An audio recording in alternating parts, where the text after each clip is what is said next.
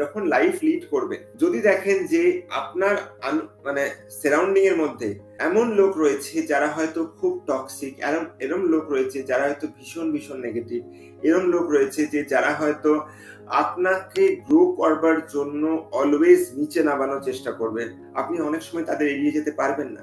সেই সিচুয়েশনে থেকে আপনি যদি নিজের মধ্যে পজিটিভিটি বজায় রাখেন, নিজের মধ্যে সেই ক্ষমতা বজায় রাখেন, তাহলে কিন্তু এগোতে পারবেন।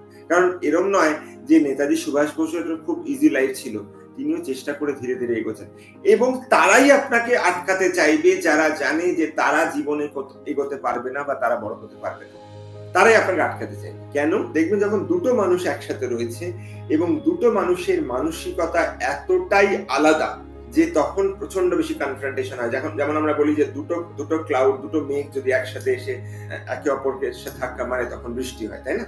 সেক্ষেত্রে কি করবেন? সেক্ষেত্রে সংসার থেকে তো আপনি পালিয়ে যেতে পারছেন না বিভিন্ন কারণের জন্য।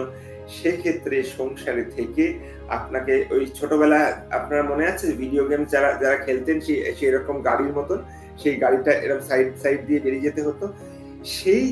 সেই যে নেগেটিভ ভাইবসটা, সেটাকে কাটিয়ে কিন্তু আপনাকে বেরোতে হবে।